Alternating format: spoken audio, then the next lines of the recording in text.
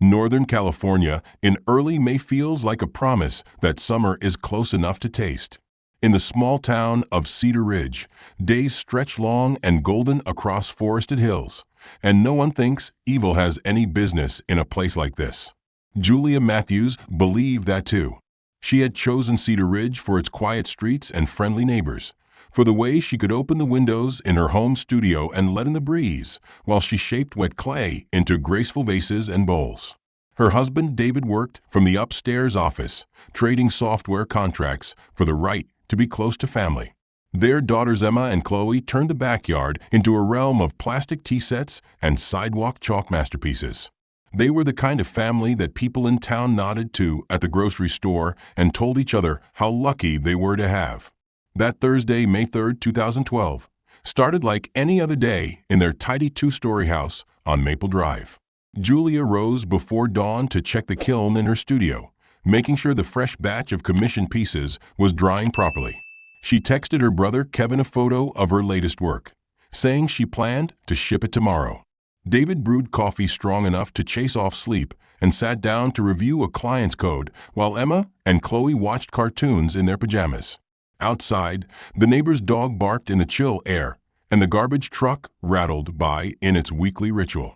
By all accounts, it was so ordinary that no one in town would have remembered it at all if it had not been the last time anyone saw the Matthews family alive.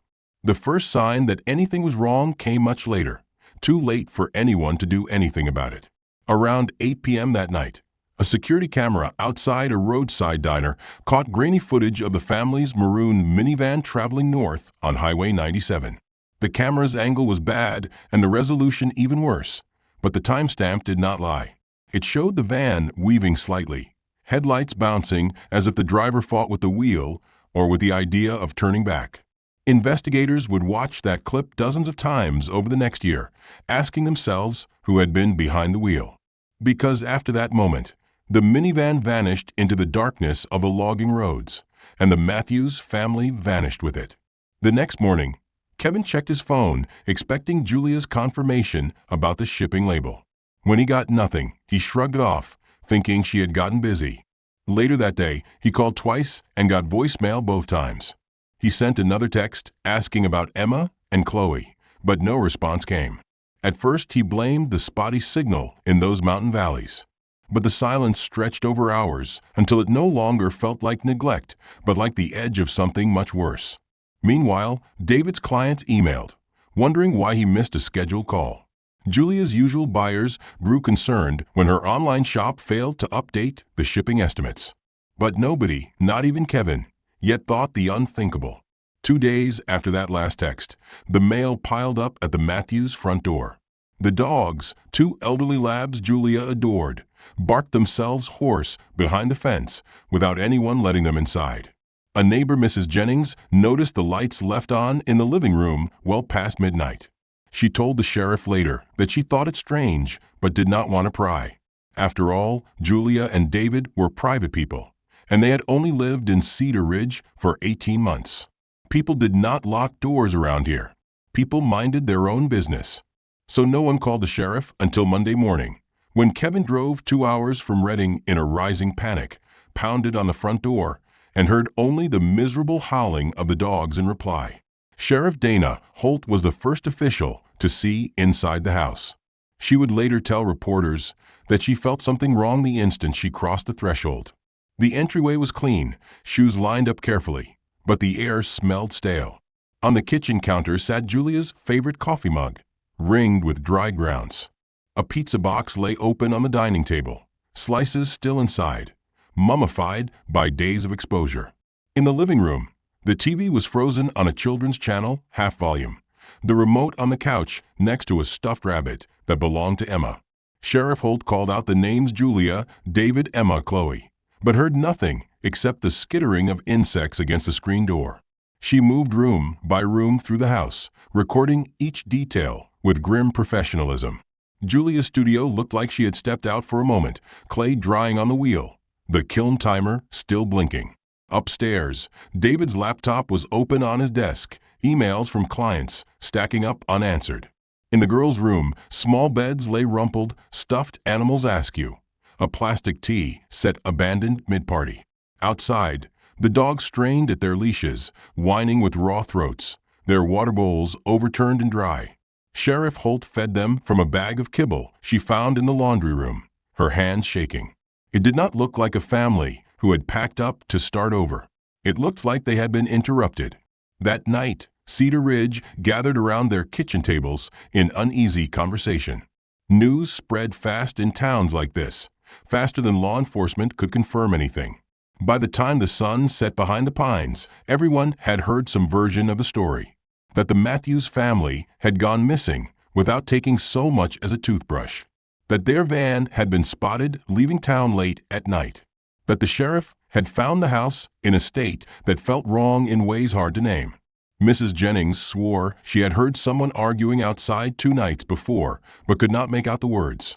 Another neighbor insisted they had seen a stranger's car parked down the block that same night. People clung to the hope that there was some simple explanation. Maybe an emergency trip out of town. Maybe a family crisis they did not want to share. Sheriff Holt did not have the heart to shut down those theories yet. But she spent that night writing up her first official missing persons report, naming all 4 Matthews family members as endangered. She noted that Julia's brother had tried to call over a dozen times. That David's boss in San Francisco had not heard from him since Wednesday. That the studio's orders were going unfilled. She wrote it all down in black ink on white paper while the dogs cried in the county kennel. Cedar Ridge slept poorly that night under the cold gaze of the moon. The search for the Matthews family had begun, but no one knew yet how deep or dark the forest around them would prove to be. Sheriff Dana Holt arrived early the next morning with 2 deputies and a county investigator. They stood on the cracked concrete path in front of the Matthews house and quietly planned how to approach the scene again. The sun was just warming the town of Cedar Ridge, sending sharp beams through the redwoods that lined Maple Drive. Holt adjusted her belt, took a long breath, and knocked on the front door, though she did not expect an answer. When the hollow sound faded, the only noise was the distant call of a woodpecker in the trees. She tried the door handle, and it swung open with an uneven creak, letting in cool mountain air that carried the faint odor of sour milk and damp clay.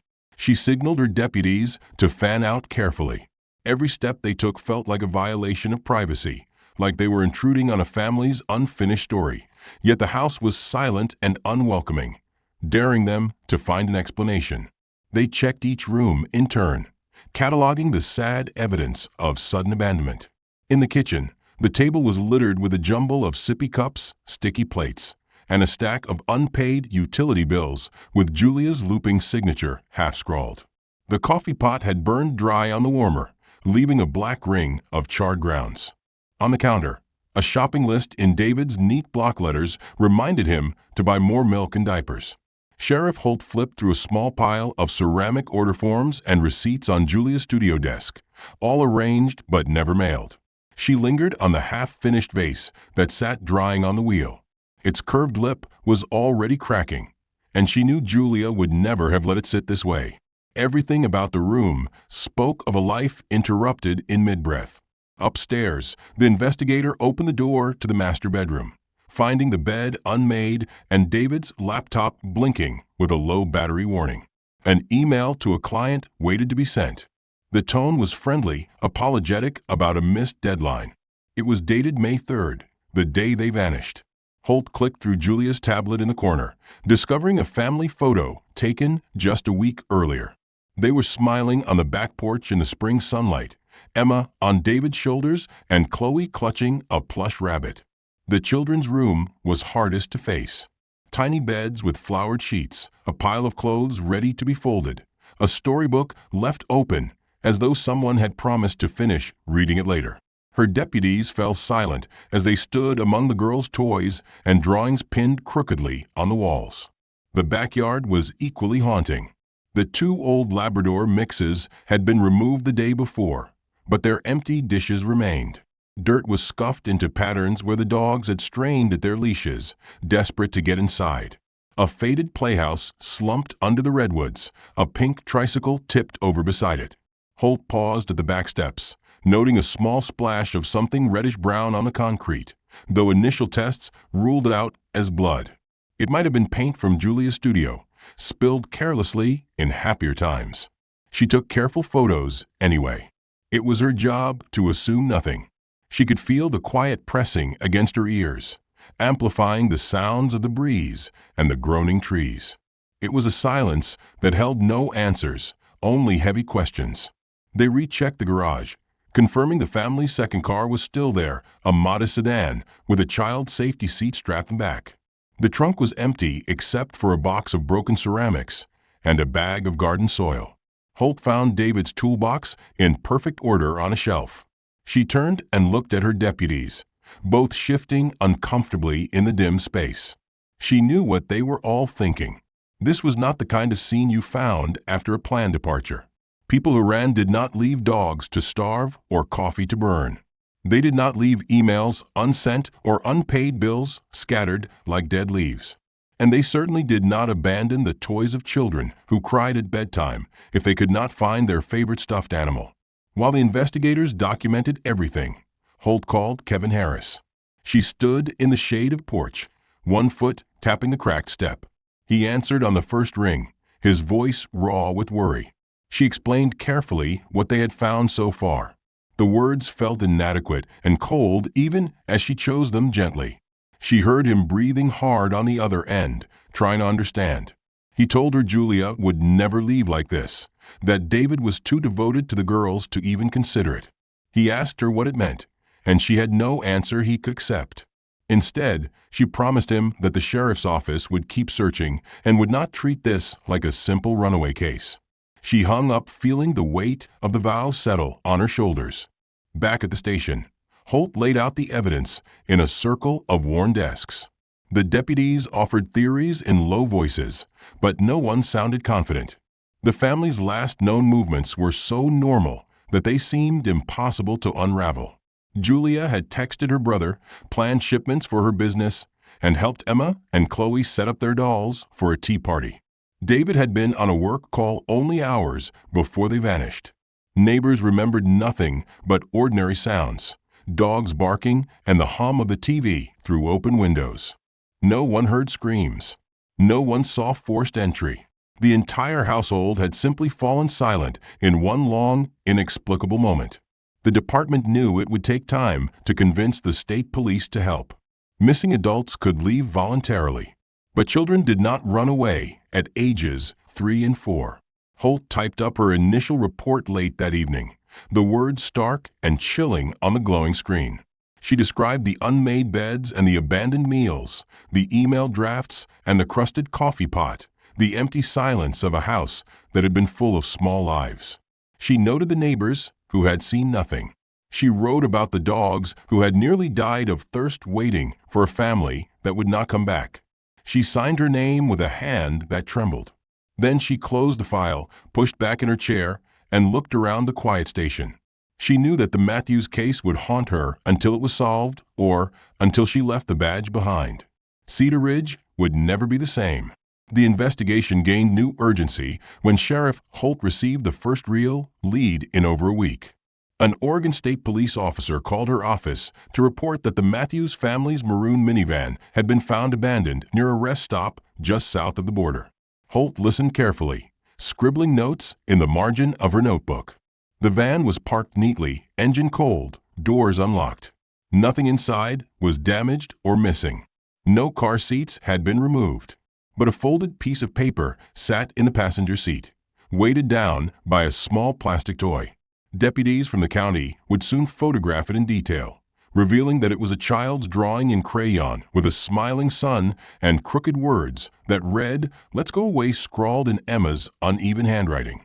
Holt closed her eyes for a moment and tried to imagine the little girl's hand pressing the crayon to the paper while her parents packed her favorite toys, except she knew in her bones that this was not what had happened. Deputies combed the surrounding area for miles, searching roadside ditches and nearby woods for any trace of the family.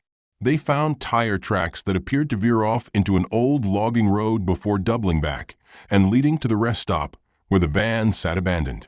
The tracks were muddied, recent rains making it difficult to recover prints. Forensic techs noted that the mud caked on the van's pedals did not match the soil in the Matthews driveway or usual routes around Cedar Ridge. It was thicker, darker, mixed with pine needles that suggested logging roads rarely traveled by commuters. Holt felt the first real cold spike of fear in her chest as she looked over the maps. Whoever had driven the van there had gone out of their way to choose a route that was both secluded and confusing, as if they had planned to lose anyone who might follow. They opened the van carefully, treating it as a potential crime scene. The car seats were still buckled in the back, empty. David's jacket lay on the floor, a pen still clipped to its pocket. In the front console, Julia's travel mug was empty, but bore fingerprints that matched both parents. The child's drawing, however, was the most chilling detail. Investigators could not determine when Emma had written it, and no one could say if she had done so freely or under threat. Holt ordered a thorough forensic sweep, collecting hair strands, fibers, and smudge prints that might have belonged to an unknown driver. Deputies stood under the misty Oregon drizzle, faces grim, as they watched the van get loaded onto a flatbed for transport back to Cedar Ridge. No one spoke much on that ride. Inside the evidence garage back in town, Holt watched the techs work in silence, cataloging every item from the van. A stray pink hairband that might have been Chloe's. Coins spilled under the driver's seat. A crushed juice box that had soured and leaked on the floor mat. Nothing in the van suggested violence had happened inside. No blood. No broken glass. No signs of a struggle. It was as if the family had simply dissolved into the damp morning fog, leaving behind only the echo of their plans and the faint marks of their passing. The forensic team worked late into the night, running luminol and dusting for latent prints. But no new leads emerged from the vehicle itself. Holt rubbed her eyes as she read the initial report. It felt like the van was less a clue and more a cruel riddle. She gathered her exhausted team the next morning in the cramped squad room. They spread the maps across the table, highlighting all known logging roads that could have provided access to the rest stop. Deputies reported the ground was too wet and chewed up to recover tire impressions with any certainty. They flagged a section of national forest land as the most likely route based on the mud samples from the van. Holt nodded slowly, chewing her lip. She told them to keep looking, to talk to loggers, park rangers, anyone who might have seen the van in that stretch of forest. The mood in the room was heavy. Everyone there knew that if the family had been taken into the woods against their will, their chances of finding them alive were growing slimmer by the hour. Meanwhile, Holt made calls to state and federal agencies, requesting additional support. The FBI offered limited assistance, classifying it as a possible parental abduction at first because the van was found so close to the border. Holt had to push hard to get them to take the case seriously. She faxed them the photos of the child's drawing and her own notes about the state of the Matthews home. Eventually, the FBI agreed to add them to the National Missing Persons Database and assign a liaison agent. But Holt knew this would not deliver any quick miracles. She leaned back in her chair and stared at the wall where photos of the family were now pinned, each smile in those pictures mocking the investigation's failures so far. While deputies searched the Oregon border area, Kevin Harris gave interviews to local news stations, voice shaking with emotion as he held up a framed photo of his sister. He pleaded with anyone who might know anything to come forward. He described Julia's careful nature, David's devotion to the girls, the way Emma would hide behind her mother's leg when strangers smiled at her. He told the reporter they would never leave town without telling him. Holt watched the broadcast alone in her office and felt the weight of that certainty. She knew Kevin was right. She had seen the house, smelled the burned coffee, fed the neglected dogs. None of it fit with the idea of a family packing up for a new life. But without evidence of a crime, the case remained in limbo. She closed her notebook slowly, the pages crinkling under her fingers, and prepared to start the whole process over the next day. The weeks after the van was found turned into a long, bleak stretch of dead ends and unanswered calls. Sheriff Holt felt the weight of each passing day in her bones as she sat in her office, surrounded by maps, photos, and handwritten notes that seemed to mock her with their stubborn silence. Tips trickled in from the public, but none led anywhere useful. One local claimed he had seen the Matthews family eating at a roadside diner in Southern Oregon, but the diner's owner found no record of them on receipts. Holt sent deputies to interview the staff, who remembered nothing beyond a busy night and customers who all looked the same under fluorescent lights. Investigators spent hours reviewing camera footage only to watch endless lines of strangers paying their checks and leaving into the drizzle without a backward glance. Each false lead felt like an insult to the family's memory and a blow to the small town that had already started to mourn them in quiet ways. Then a break seemed to appear like a cruel joke. For days after the van was found, Julia's credit card flagged a transaction in Sacramento at a cheap motel. The charge was small, the room rented in the name Julie M., and Holt's team pounced on the lead with exhausted hope. Deputies drove the 3 hours south to question the clerk, who admitted vaguely that the guest had been a woman in a dark hoodie who paid cash for an extra night and left before dawn. Surveillance footage was grainy and out of focus, showing only a silhouette that could have been anyone. When Holt reviewed it, she leaned in close to the screen, willing the image to sharpen, but all she saw was a stranger moving quickly, head down. No one could say if it was Julia. The credit card company traced the charge to the stolen number days after the Matthews family went missing, suggesting the card had been taken by someone who knew exactly what they were doing. Back in Cedar Ridge, Kevin Harris sat in the station lobby, red-eyed and shaking, clutching Julia's favorite coffee mug they had collected from the house. He demanded to know how this was happening. Holt did not know how to comfort him. She explained the Sacramento lead, the use of the card, and the uncertain footage. Kevin kept insisting his sister would never check into a seedy motel alone with her children. He asked if Holt really believed Julia was out there hiding. Holt did not lie. She told him it felt wrong.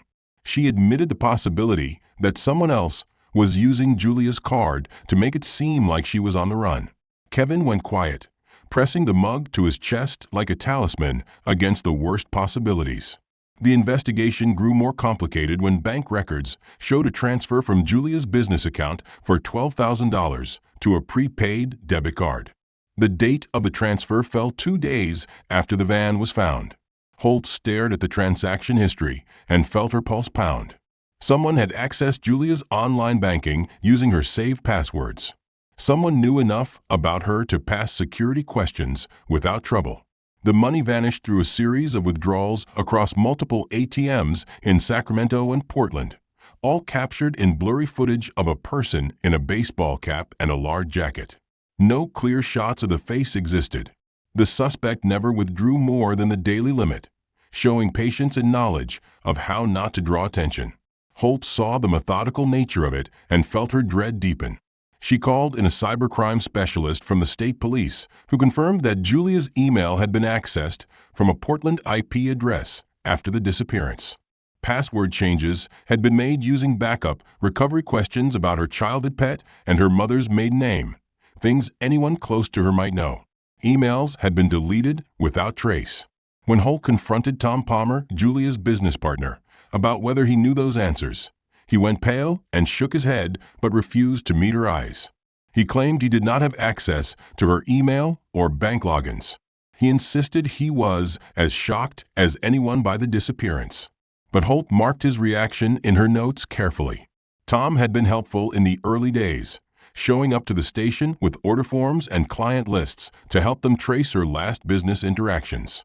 But now he seemed defensive and evasive, complaining about how the investigation was affecting his reputation. He admitted he had lost customers because of the rumors. When Holt asked about any recent disagreements with Julia, he hesitated and then described an argument over a large payment that had gone missing from the studio's account weeks before she vanished. He claimed she accused him of losing the check or forgetting to log the deposit. He insisted it had been a simple misunderstanding and blamed the bank for misplacing the funds. Holt asked for proof, but he offered none beyond his word. Deputies began quietly questioning people who knew Julia well. A local supplier remembered her venting about money issues with Tom just days before she disappeared. Another recalled her saying she was considering finding a new partner because the accounting was sloppy and she felt she could not trust anyone with her books. These small testimonies stacked like kindling in Holt's file. They were not proof of anything, not yet, but they added weight to the unsettling picture forming in her mind. She remembered the bank transfer, the stolen card use, the stolen identity, all after the Matthews family had already disappeared. Someone had known Julia's private details well enough to slip into her life online and drain her resources. Holt brought these details to the county prosecutor, but was told there was not yet enough for charges. The case was circumstantial, the motive was financial but unproven, and no direct evidence linked Tom Palmer or anyone else to the family's disappearance. Holt felt frustration simmer behind her calm voice. She knew how these things went. Without bodies, without confessions, people lost interest. Funding dried up.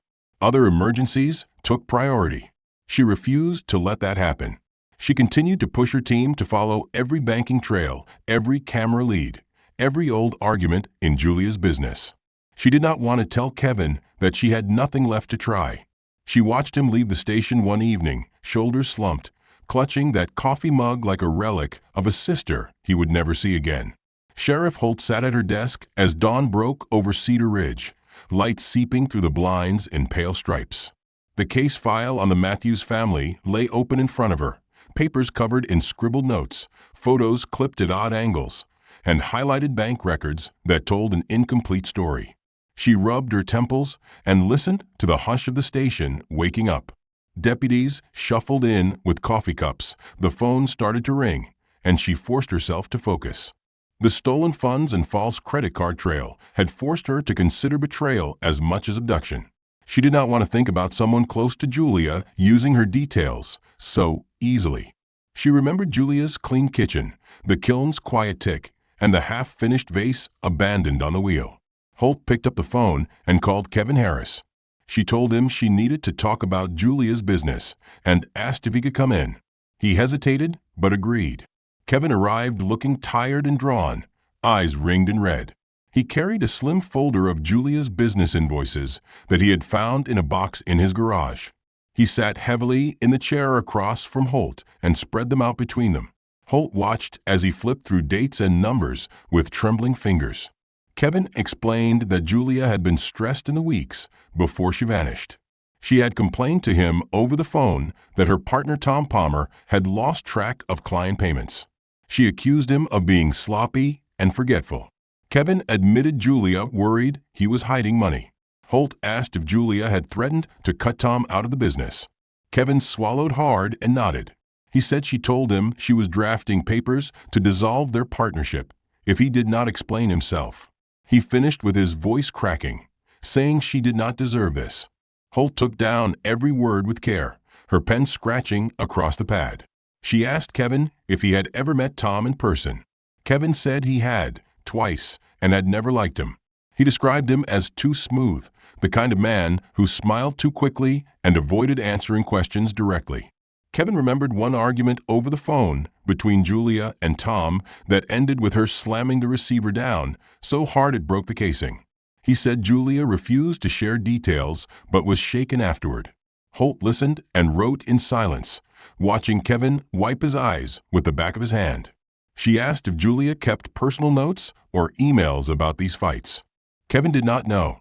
He said Julia was careful about her business, but had started locking her laptop with a password only she knew. Holt called Tom Palmer into the station that afternoon. He showed up in a wrinkled button-down shirt, clutching a coffee like a shield. She led him into the interview room and closed the door behind them. She began with friendly questions about the business, the pottery orders, and client lists. He answered smoothly, nodding, gesturing with relaxed hands. But Holt watched his eyes carefully. When she mentioned the missing payment Julia had complained about, his gaze dropped to the table. He insisted again it was a bank error. Holt pressed him about the $12,000 transfer from Julia's account days after she went missing. Tom claimed ignorance, suggested hackers, anything but involvement. His voice wavered when she asked if he knew Julia's security questions for online banking. He said he might have. They were friends. She told him things sometimes. Holt paused and let silence stretch between them. She described the credit card used in Sacramento, the IP address that accessed Julia's email from Portland. She watched sweat bead at his hairline. He insisted he was being set up. He said Julia was impulsive and might have taken off without telling anyone. Holt leaned back in her chair and let him talk. He went on about how hard it was to lose a business partner so suddenly, how his reputation was ruined, how people whispered that he was a thief. She nodded without responding, letting him ramble. When she finally spoke, her voice was calm. She told him they would be examining every financial record from the studio. She warned him that anything suspicious would be sent straight to the district attorney. His face tightened, and he left the station without saying another word. Over the next week, deputies spoke with Julia's suppliers and customers. They uncovered stories about tense conversations and canceled orders. One supplier remembered Julia saying she had to audit her books because she found payments missing. A longtime customer said she refused to prepay for an order after Julia warned her the business was not stable. Holt added each testimony to her growing file. It was all circumstantial, but it pointed in one direction. Meanwhile, the cybercrime specialist reported that Julia's email account had been accessed repeatedly over days after her disappearance, deleting invoices and order records. The specialist also found that someone had reset Julia's bank password using a security question about her childhood dog, a detail Kevin confirmed Tom would have known. Holt shared these findings with Kevin during another late meeting in her office. He sat hunched over, silent, fingers tapping the chair arm. When she finished, he pressed his palms into his eyes. He admitted he had always feared it was Tom. He said Julia trusted people too easily sometimes. Holt watched him as he struggled to speak, voice raw with anger and grief. He asked if this meant Julia and the girls were dead. Holt did not answer directly. She said they still had no physical evidence of what had happened. Kevin shook his head and said he knew. He said he felt at the moment her text stopped, the moment no one answered the door. Holt did not argue. She closed the file carefully and told him she would keep pushing. She left the station that night with the wind howling through Cedar Ridge, whipping leaves across the empty parking lot. She paused beside her cruiser and looked at the dark windows of the building, the faint glow of her office light where the case file lay on her desk. She thought about Julia's daughters, Emma and Chloe, who had once run through the schoolyard down the street, hair streaming behind them, giggling in the wind. She pictured their toys scattered in the living room, the half-read storybook waiting for a voice that would never finish reading. Holt closed her eyes and made herself remember every detail so she would not forget why she refused to let the case grow cold. The summer heat settled hard on Cedar Ridge, turning the quiet town into a place of brittle lawns and dust-choked wind. Sheriff Holt felt every one of those days in her bones as the Matthews investigation ground forward with agonizing slowness. She and her team filed endless paperwork and spent hours poring over the same thin case file, hoping something new might appear between the lines. She called meetings that ended in heavy silence, with deputies staring at their notebooks without any ideas. Leads had dried up entirely. Witnesses repeated the same vague recollections. The van sat in the evidence garage like an accusation, its interior cleaned and re-examined without yielding anything new. Holt stood in that garage more than once, running her hand along the cold metal, wondering what the family had thought in their final moments inside it, if they had even been there at all. Local news stations stopped calling for updates. Reporters had moved on to newer tragedies, fresher scandals. A sense of quiet defeat fell over the sheriff's department. Deputies took on other cases, property disputes, minor assaults, break-ins that all demanded attention in their small corner of California. Holt watched them leave briefings with relief in their eyes at having anything to work besides the Matthews case. She understood it. She could not blame them. It was easier to solve a burglary than to look at photos of two little girls and wonder where their bones might lie hidden in the vast forests. But Holt refused to close the file. She kept it on her desk at all times. It remained a silent promise that she would not stop. One August morning, almost 6 months after the family had disappeared, Holt met with the county supervisors to beg for more funding. They listened politely but shifted uncomfortably when she laid out the evidence. They asked pointed questions about cost, about time already wasted. One supervisor suggested quietly that it was possible the family had chosen to disappear. Holt listened without expression, but her stomach burned. She reminded them of the dogs left to starve and the coffee burned on the warmer. She talked about the credit card fraud, the stolen money, the bank transfers that proved someone was using Julia's details after she was gone. But the supervisors only frowned and asked for updates from the state police or the FBI. When Holt admitted there were none, they nodded grimly and refused her request for more overtime.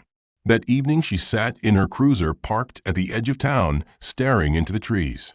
The redwoods loomed like silent jurors over the narrow roads. Holt thought about the maps of the logging roads they had checked, every muddy track and washed-out bridge, the helicopter sweeps that had yielded nothing but deer trails and fallen branches. She thought about how big the forests really were, how many places there were to hide something as small as a family of 4. She tried to imagine walking out there alone at night with a shovel and the cold certainty of someone who did not plan to be caught.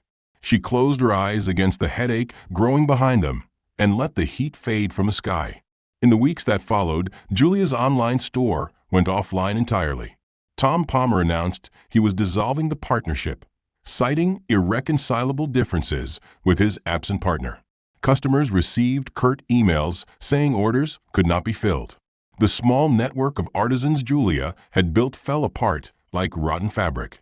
Kevin Harris called the sheriff's office nearly every week, demanding updates. Holt spoke to him herself every time. She listened as he raged and pleaded, telling her that his nieces deserved to be found, that Julia would never have left him behind to worry like this. She never once lied to him. She told him they had no new evidence, no new leads, nothing to follow. She heard his silence on the line, heavy as wet earth, before he hung up without saying goodbye. Holt's deputies grew restless with the lack of progress. Some began to question privately whether the family really was dead. They speculated in hushed voices about cults, witness protection, debts that might have forced them to flee. Holt overheard them more than once and felt a fury she could barely contain. She gathered them all in the squad room one morning and laid out the photos again. The burned coffee pot, the empty car seats, the dog starving in the yard. She read them excerpts from Julia's last emails to clients and Kevin. She asked them if any of it sounded like a mother planning to run away. When she finished, the room was silent except for the soft hum of the air conditioner. She let the silence work before she told them the case was still active, and she expected every one of them to treat it that way. As winter approached, the Matthews house stood empty on Maple Drive.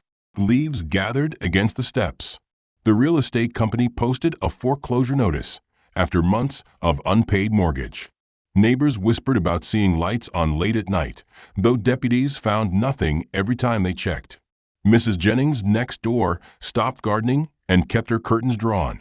She told Holt she heard the girls laughing in her dreams and could not bear to look at their yard anymore. The town itself seemed to sag under the weight of the unsolved case. Parents pulled their children in closer at the grocery store.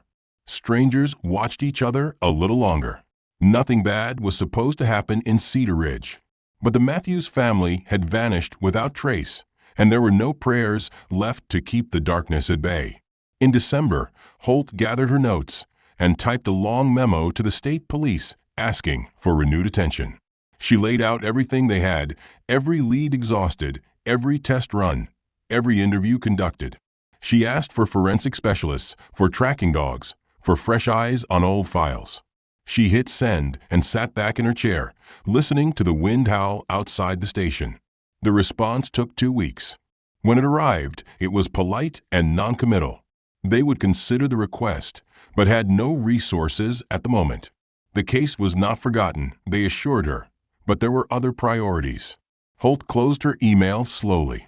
She looked around her small office, lit only by a single desk lamp, and felt the walls close in. She refused to cry.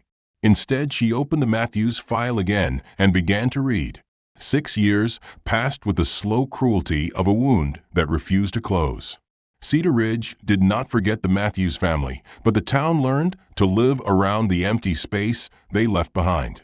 The house on Maple Drive changed hands twice, freshly painted and landscaped to lure new buyers who asked quiet questions about the tragedy before signing papers.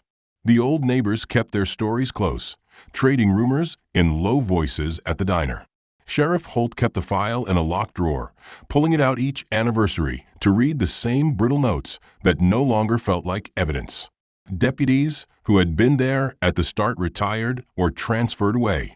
New hires listened politely when she told them about the case, but their eyes drifted to the clock, eager to get back on patrol. Holt sat alone many nights in her office under the green glow of the desk lamp, staring at the photos of Julia and David and their girls, wondering if she had failed them completely. In June 2018, the call came from Klamath National Forest on a cool morning washed clean by rain. A hiker named Natalie Burns was out early, eager to take advantage of the clear weather after weeks of drizzle. She chose a narrow, overgrown path that twisted along a dry creek bed. The land felt untouched, quiet except for the distant rush of wind in the pines. As she picked her way over fallen logs and wet rocks, she noticed something pale half buried in the soft earth at a bend in the creek. At first she thought it was an animal bone. She squatted carefully, brushing aside dirt and leaves with gloved hands. The more she cleared, the more her breath caught. It was too large for a deer, too human in shape to be anything else. She felt her pulse thunder in her ears. Natalie stumbled backward, heart pounding, fumbling for her phone with shaking fingers.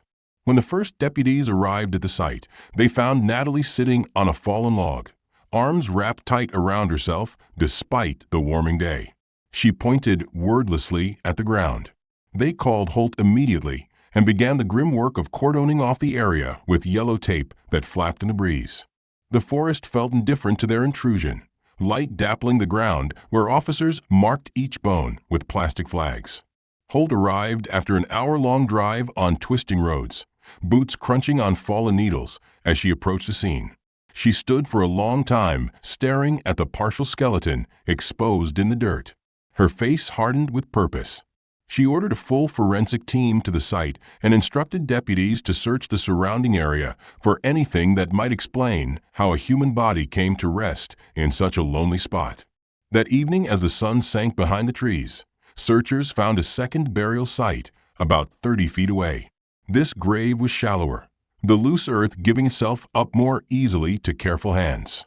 When they peeled back the soil, they uncovered the small bones of children wrapped in degraded plastic sheeting.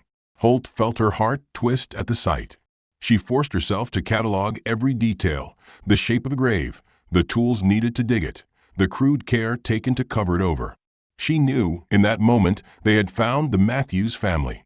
She could feel it in the dead hush of the woods, in the way the deputies avoided meeting her eyes. The case had never been about a voluntary disappearance. It had been murder from the start. The forensic team worked through the night with portable lights casting harsh circles onto the forest floor. They recovered fragments of clothing, a pink hairband, the rusted skeleton of a child's lunchbox with faded letters spelling out Chloe in Julia's careful handwriting.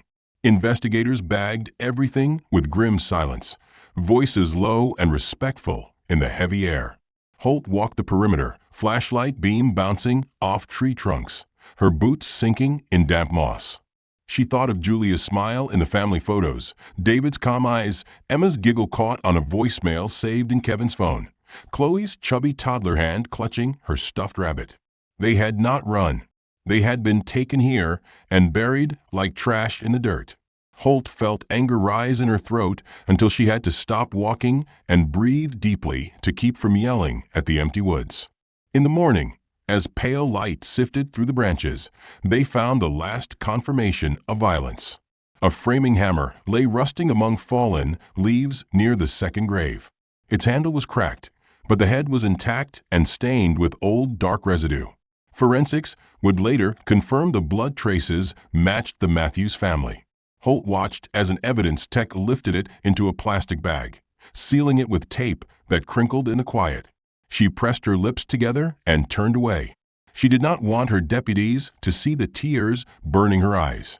They were not supposed to become part of the story. They were supposed to protect the ones who could not protect themselves. By the time they finished their work, the forest clearing looked like a wound ripped open to the sky. Shovels leaned against trees, flags marked bone fragments, and yellow tape twisted in the wind. Holt called Kevin Harris personally before the press conference. She sat in her cruiser with the engine idling, staring at the dashboard while the phone rang. When he answered, she did not pretend or soften her voice. She told him they had found Julia and the girls and David. She told him they were dead, that they had been murdered and buried deep in the forest where no one was supposed to find them. She heard the silence on the line, the sharp exhale, the soft sound of something breaking in the background. She let him take his time before hanging up without another word. That afternoon, the press gathered outside the sheriff's office. Holt stood in front of them, hair tied back, uniform pressed but wrinkled from the drive and the long night in the woods. Cameras clicked, microphones thrust forward, reporters barking questions. She read the prepared statement in a voice that cracked only once. She confirmed human remains had been found and that evidence pointed toward homicide. She asked for the public's help with any information, no matter how small. She did not tell them how her hands shook after she folded the paper. She did not tell them she saw Emma's face every time she closed her eyes. She simply thanked them and walked back inside, closing the door on the flash of cameras and the rush of voices demanding to know what kind of town could let something like this happen. After the discovery in the woods, the sheriff's office transformed from a tired outpost into the center of a homicide investigation that drew attention from every corner of the state. Sheriff Holt could not move through the cramped hallways without brushing shoulders with crime scene analysts, evidence techs, or visiting detectives sent to help. Boxes of newly collected evidence cluttered her office so thoroughly she had to stack files on the floor. She did not mind the mess. It felt like movement, something she had nearly given up on. She spent long days and longer nights with photos spread before her, the faded images of Emma and Chloe overlaying stark shots of bones tagged and numbered in plastic bags. She forced herself to study them all. She owed the family that much. The first forensic reports arrived quickly, driven by urgency and the promise of answers that had eluded them for so long.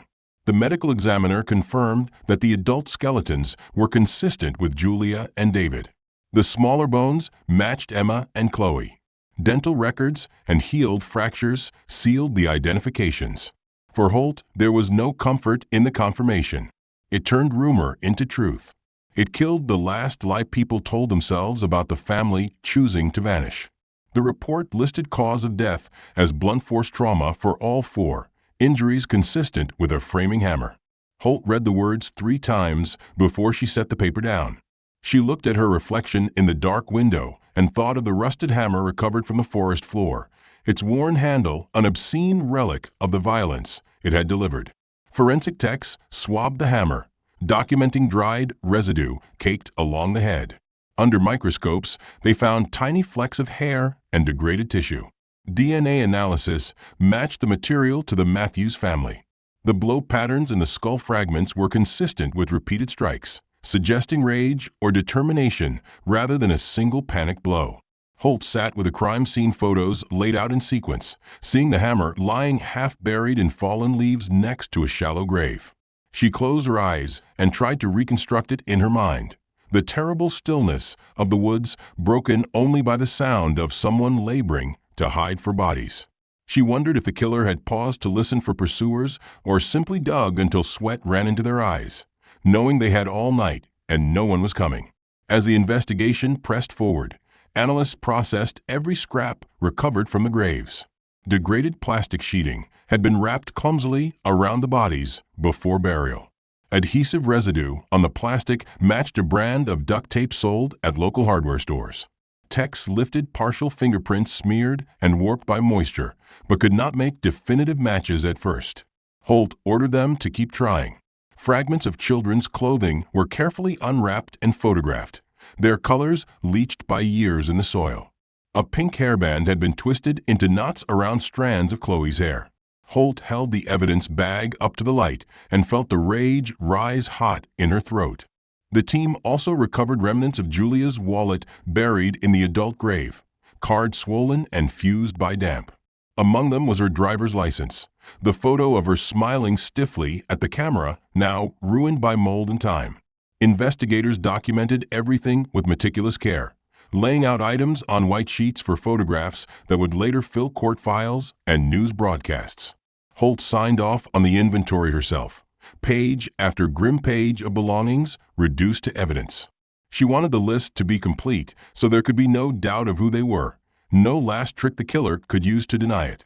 Every tag, every bag, every photograph was a promise that the story would not be erased a second time.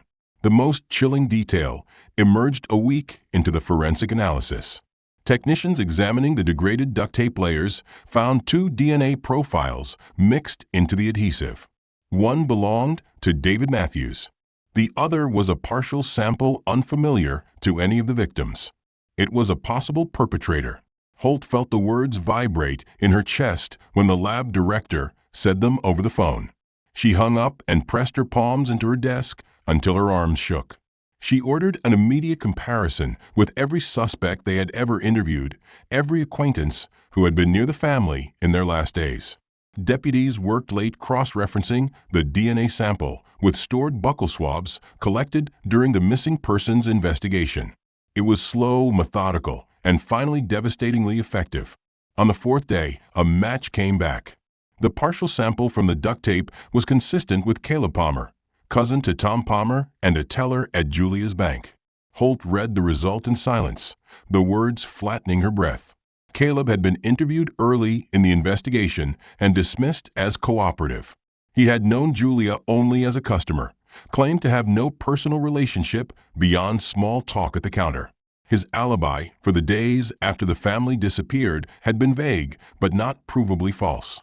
Holt remembered the interview tape, Caleb sitting stiff and polite, hands folded on the table, eyes wide but dry. He had offered condolences and said he hoped they were safe somewhere. He had smiled the whole time. That discovery sent ripples through the investigation team.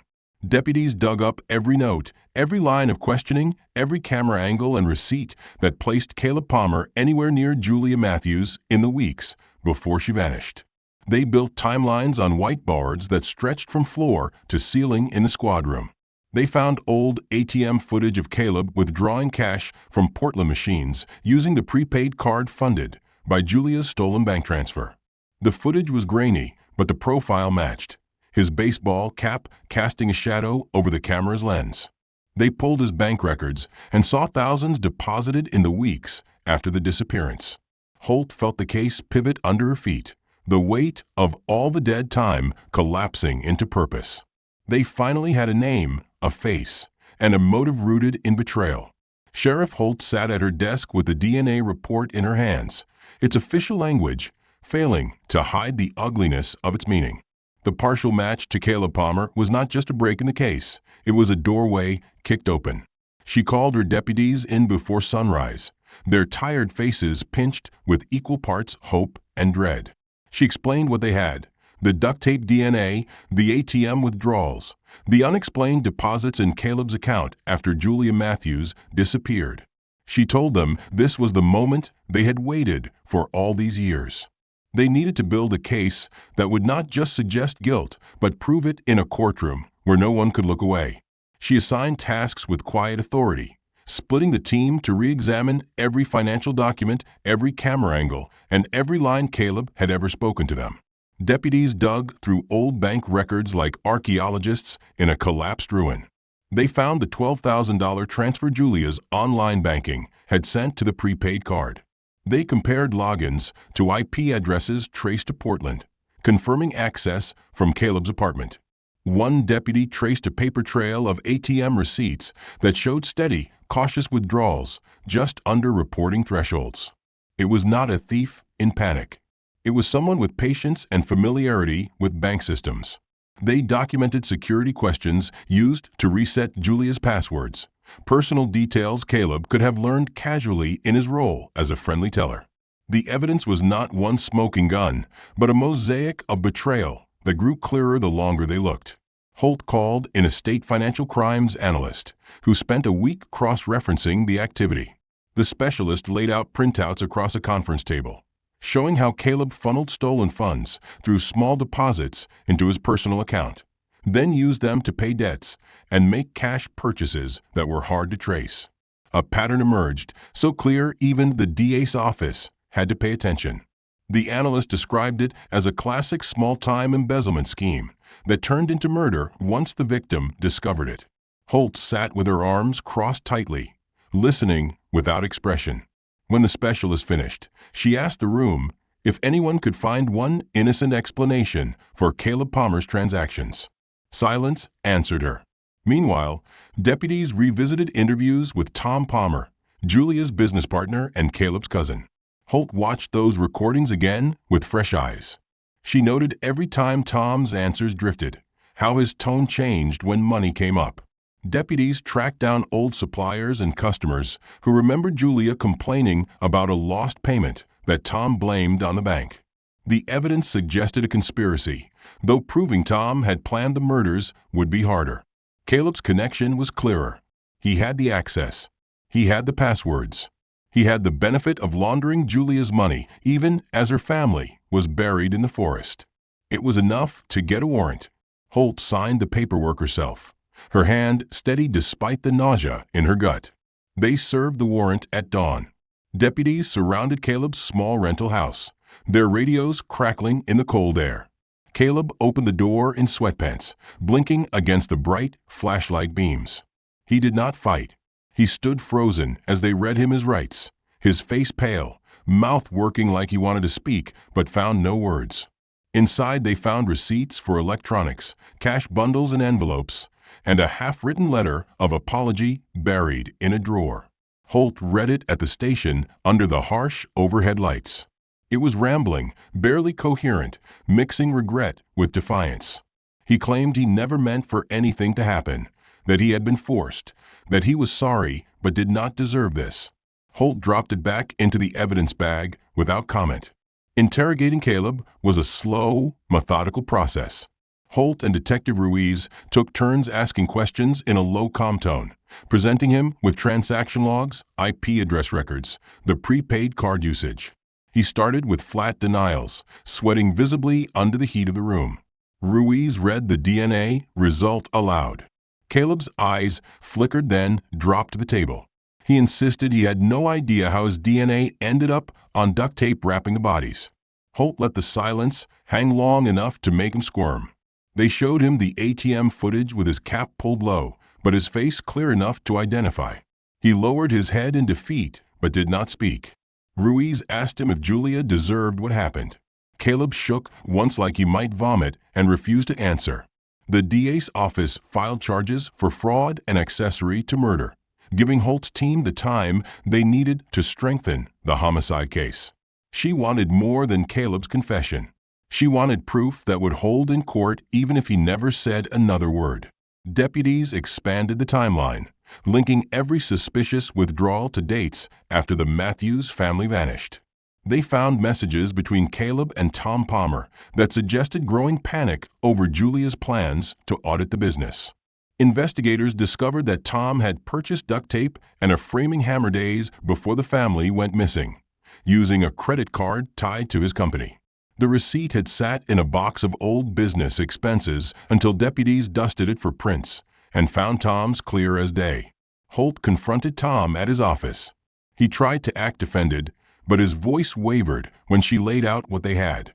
She told him Caleb was in custody and would talk eventually. She described the graves in the forest, the pink hairband, the hammer caked in blood. Tom's face drained of color. He insisted he never knew about any plan to kill them, that he had only tried to fix things with the money. But Holt noted his hands trembled, his breath hitched. She left the room after 20 minutes, shutting the door gently behind her. She let him sit alone with his thoughts, watched by a deputy who wrote down every word he mumbled to himself. She knew the DA would decide if Tom's involvement was enough for charges, but she would give them every piece they needed. Back at the station, Holt pinned photos to the corkboard in a long, careful row. The Matthews family smiling on the porch. Julia's studio with unfinished pottery. Emma's crayon drawing found in the van. The rusted hammer on the forest floor. Caleb's ATM withdrawals in Portland. Tom's receipt for duct tape and tools. She stood back and felt the quiet weight of it settle on her shoulders. She called Kevin Harris and told him where they were. She did not promise convictions, but she told him they finally had answers. He did not speak for a long time. When he did, his voice broke, thanking her even as she heard him begin to cry. The trial began on a cold January morning in the county courthouse that had stood for over a century, its worn steps bearing witness to generations of secrets and judgments. Sheriff Dana Holt sat in the back row of the courtroom with her uniform pressed and hair pulled tight, the old case file resting in her lap like a battered testament to everything they had found. The Matthews family photos were pinned on a presentation board in the front for the jury to see, their smiling faces bright under harsh courtroom lights. The prosecutor spoke of betrayal and greed in the opening statement, laying out the stolen money, the hacked bank accounts, the patient laundering of funds, and the final violent erasure of an entire family to silence questions that could have exposed it all.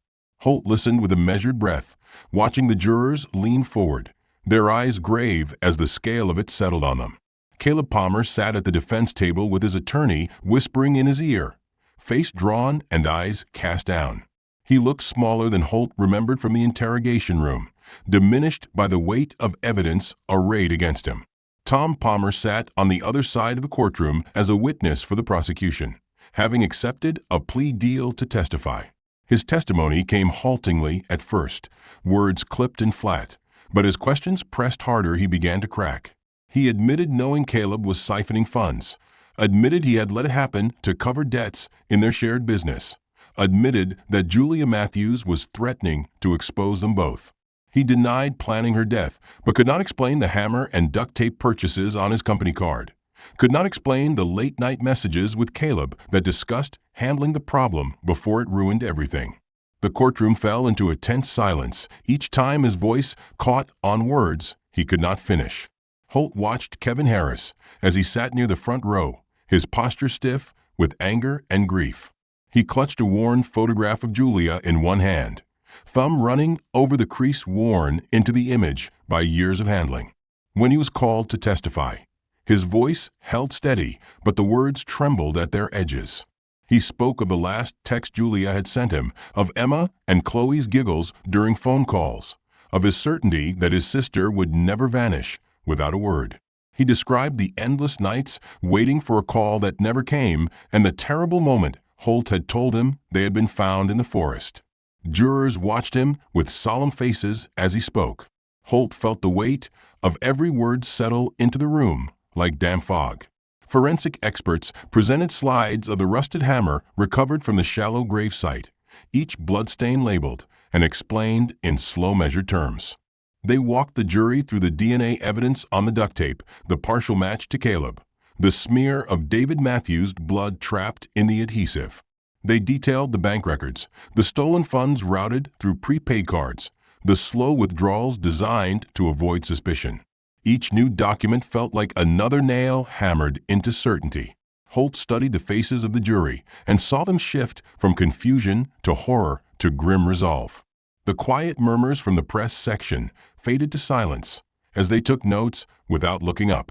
When the defense finally had its chance, they tried to sow doubt in the chain of evidence, suggesting errors in the old investigation and gaps in memory after so many years. They questioned the reliability of Tom Palmer's testimony given his plea deal, hinted he was blaming Caleb to save himself. Holt watched it all with a cold stare, knowing these were the same questions she had asked herself late at night while she read and reread the file. But the defense could not explain the duct tape, could not explain the bank transfers traced to Caleb's IP address, could not explain the receipts for duct tape and hammers purchased days before the Matthews family vanished. In the end, their arguments felt hollow and unconvincing, falling into the hush that settled over the courtroom as closing arguments began. The prosecutor stood before the jury and spoke without theatrics or anger, voice low but unwavering. He told them that justice had been delayed for 6 years, but it could no longer be denied. He spoke of Emma and Chloe, children who had done nothing but trust the adults who surrounded them. He spoke of Julia Matthews, a mother who had built a small business with care and love only to be betrayed by people she thought were friends. He spoke of David, whose quiet support and devotion had not spared him from the same brutal end. He finished by asking the jury to give the family the truth they deserved and the community the peace it had been denied for too long. When he sat down, the room was so quiet Holt could hear the whine of the fluorescent lights overhead. The jury deliberated for 3 days, time stretching long and taut in the courthouse halls. Holt stayed nearby every hour, sitting in the back with Kevin and the rest of Julia's family when they arrived. They spoke in hushed voices, remembering small moments with Julia, laughing softly at old stories only to fall silent as memory pressed too hard. When the bailiff finally announced the jury had a verdict, the courtroom filled in tense, hushed motion. The foreman read the verdict in a clear, firm voice. Caleb Palmer was found guilty on all counts, including first-degree murder, fraud, and conspiracy. He sat still as stone as the words echoed off the walls. Kevin buried his face in his hands, shoulders shaking with quiet sobs. Holt felt her throat tighten and forced herself to hold steady.